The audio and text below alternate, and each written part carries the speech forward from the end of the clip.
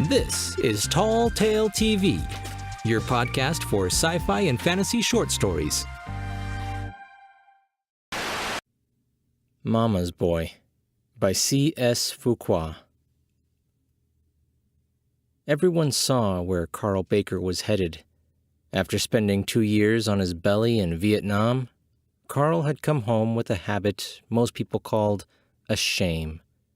They'd shake their heads, say, "It's terrible, but I hear a lot of them got hooked over there," and go on about their business, figuring that sooner or later he'd get his life together and body clean.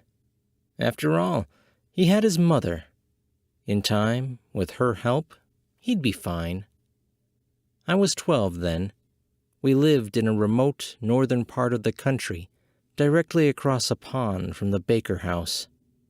I saw Carl nearly every day, walking around the pond, hands in pockets, glassy eyes staring at the ripples of water. I'd stand beside him sometimes for upward of half an hour before he acknowledged me. Then we'd toss a football or take a walk through the woods. He'd tell me about the women he'd been with in Nam and the great drugs he got his hands on there. But when he was with me, he never consumed anything other than water or an occasional beer. My presence, I suppose, was good enough for a while. Maybe he saw something special in me.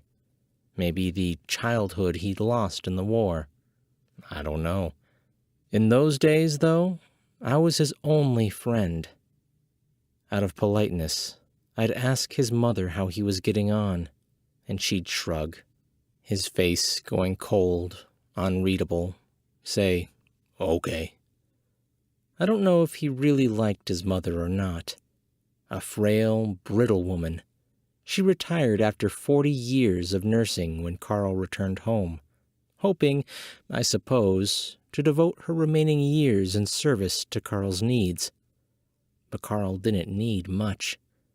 A few bucks, a fix, and a patch of grass to lie on as he drifted into oblivion. One day, he didn't come back. Too much smack slammed into his brain and left him a vegetable.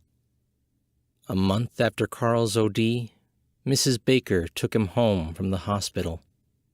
Mom stopped by their place a couple of times, but Miss Baker never invited her inside, talking instead from the front porch for a few minutes before returning to her son. Mom said she admired Mrs. Baker's determination, but she wondered if the old lady was physically capable to care for Carl adequately. Over the next few months, I rarely saw Mrs. Baker.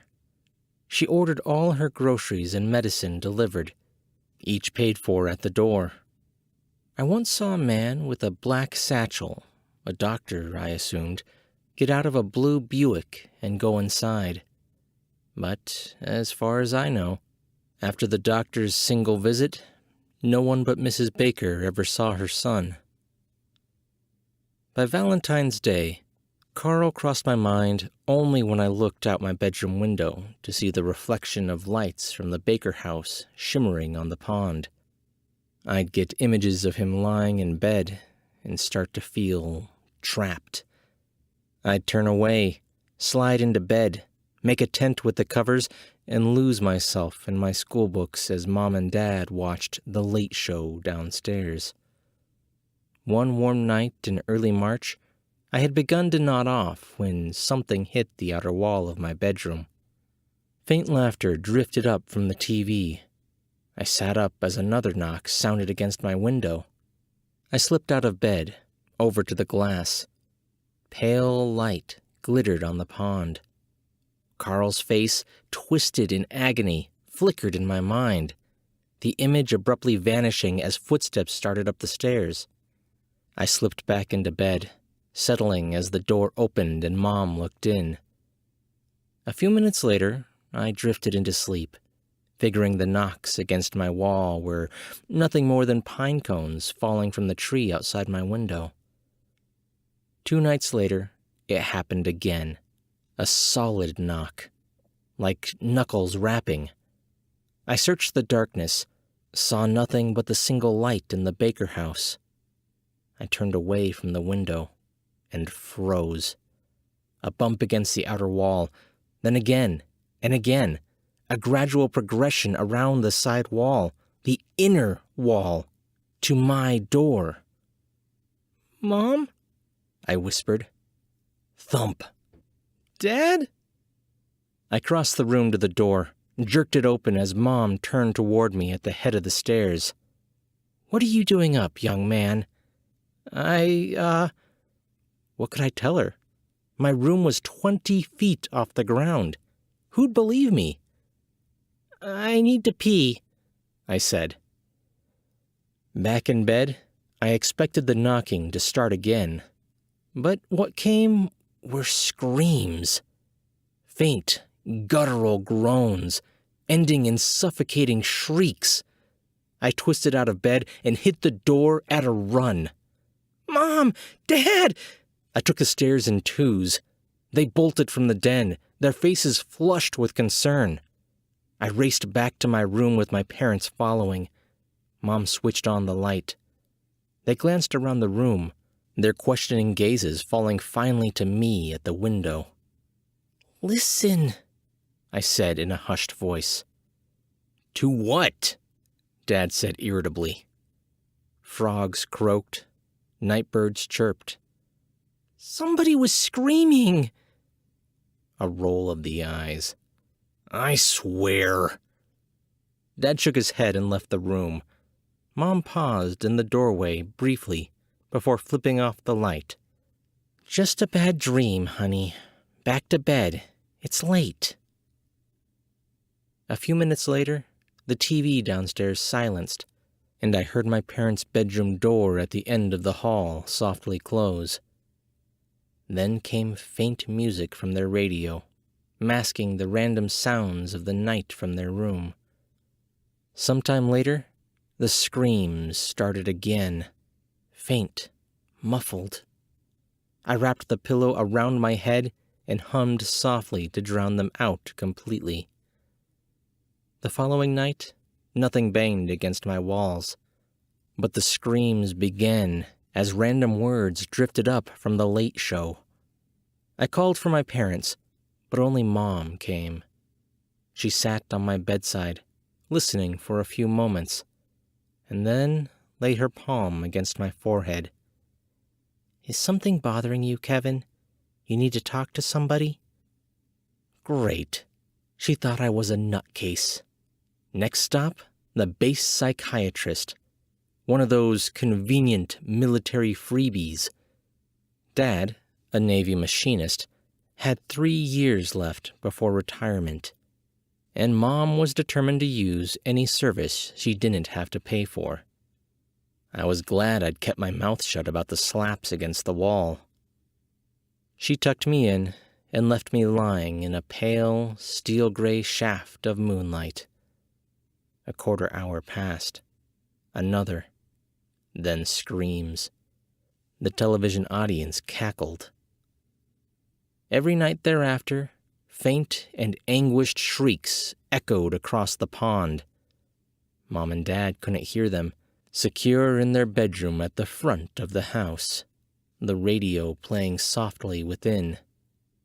I would sink deeper under the covers, wrapping my pillow around my head until sleep finally overtook me. The following week, Dad shipped out for a month's sea duty. The night he left, a rapid slapping circled the walls of my room, ending with a bang against my door.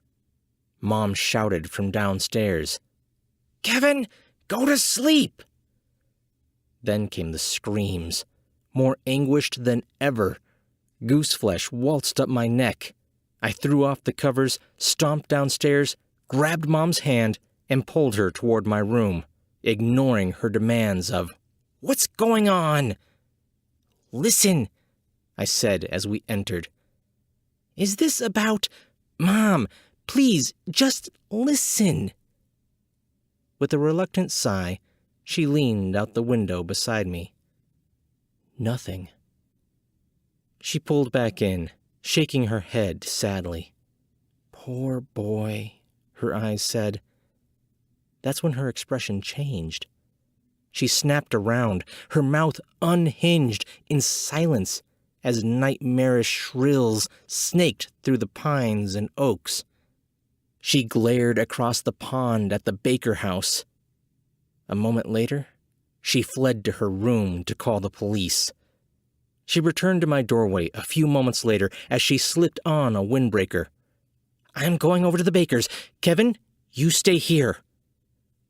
As soon as I heard the car door slam shut, I yanked out my jeans and tennis shoes, slipped out of the house, circled the pond, and skirted through Mrs. Baker's backyard. A police car pulled into the front yard, followed by Mom's car. I crept up to the only lighted window and peeked in, gasping as my eyes briefly met Carl Baker's. Something stirred behind those dilated, milky pools, a sense of relief, of gratefulness. His room door swung open. A tall, uniformed policeman stepped in, his expression sickening as he took in Carl and his surroundings. Mrs. Baker pushed by, placing herself between him and her son. Beyond the officer, Mom waited in the hallway. The policeman turned away, and I heard him mutter that he'd radio for an ambulance.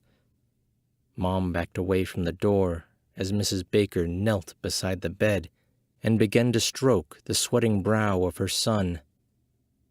His head rolled to the side, tongue waggling between his lips as he emitted guttural grunts.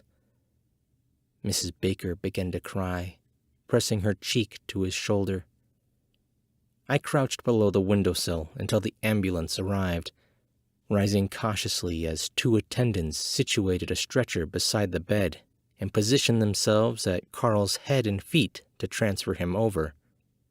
They threw off the yellow spotted sheet, both pausing momentarily, eyes widening at the cadaverous, heaving chest, gray and crinkled, skin sinking between ribs with every struggled breath. Cloth strips bound Carl's thin and brittle wrists and ankles to the bedposts. Scabbing flesh clung to the catheter running from his penis into the urine bag at the foot of the bed. One attendant, visibly grimacing disgust, transferred the urine bag to the gurney, while the other untied Carl's bindings. The man at Carl's head slipped his hands under Carl's shoulders as the other lifted Carl's knees. Mrs. Baker cried, "He belongs here!" The policeman held her gently back as the attendants lifted her son. Carl shrieked mindlessly during the brief instant he floated from bed to gurney, bottom sheet stuck to his backside. My mother abruptly spun away and vomited.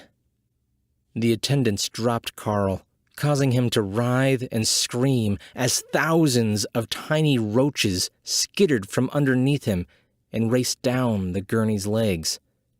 Carl flailed his arms and legs helplessly as the roaches emerged from folds of sheet and skin, his back and buttocks a massive bedsore that had over such a long period fused with the sheet. The policeman glared in disbelief and disgust at the bed where Carl had lain, a thick mass of tiny roaches scurrying in fear of the light. I spun away in a tripping, tumbling run home, scratching my hands, ripping my jeans. I entered through the garage and made it to my bedroom window as the ambulance pulled out of Mrs. Baker's yard. Mom's car was the next to leave. And, finally, the policeman's. I tried to shake Carl's tormented image from my mind, but could only soften it by thinking of Carl's eyes, the way they had somehow thanked me. I undressed quickly and was in bed by the time Mom came upstairs. She opened my door, and I knew she was looking in on me, probably wondering how Carl's mother could subject her son to such horror. But love can be far more cruel than hatred. She closed the door softly and a few moments later, I heard her retching in the bathroom. She woke me as dawn slivered through the trees and bathed the pond in a gray iciness. She sat on my bedside, looking frail and drained. She took my hand. "I'm sorry I didn't believe you right off," she said. "That poor man." The state placed Carl in a long-term convalescent home, his care VA funded. As for Mrs. Baker, she stayed in her house. Authorities made no charges, but in the long run, it didn't matter. In June, the same policemen who'd answered Mom's call about the screams found Mrs. Baker dead. 12 years later, lung cancer killed my dad, and last summer, a drunk driver murdered Mom in a head-on crash. I moved back to this house last October. The Baker place across the pond is still standing, but kids have shattered all the windows and termites have weakened the structure so that it sags in the middle. After that terrible night, I tried to forget Carl, but to no avail. Lately, though, he's all I think about. Maybe it's because I see that old house every day, or maybe because of another reason. I'm sure he's alive, although I have no idea where he's living, something I must discover soon. Last night, frenzied knocking rattled the outer wall of my old bedroom. Our capacity for cruelty is beyond measure. When we witness an extraordinarily cruel act we can't prevent or stop, is it any wonder we wish for supernatural intervention? Based on a true event, Mama's Boy was a Audiobooks Year's Best Horror Stories 21 selection, and a Year's Best Fantasy and Horror 6 honorable mention.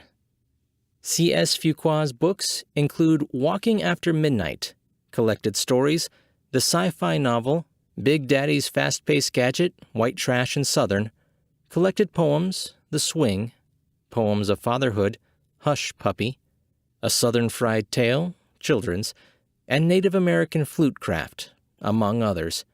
His work has appeared in publications such as Year's Best Horror Stories 19, 20, and 21, Pudding, Pearl, Chiron Review, Christian Science Monitor, Slipstream, The Old Farmer's Almanac, The Writer, and Honolulu Magazine. If you'd like to find out more, you can find them at csfuqua.com. Okay, well, incredibly and unfortunately, this story was actually inspired by a true event. It's kind of incredible what we can do out of good intentions. If you enjoyed this story, I've got another one on the channel by C.S. Fuqua by the name of Circle. It's an amazing story about a boy's struggle with domestic abuse and ends up involving supernatural elements. It's quite a good listen if you're interested. I'll leave a link down in the show notes. And whether you're listening on the podcast or on the YouTube channel, be sure to subscribe. I'm Chris Herron, and that's it for today's Tall Tale TV.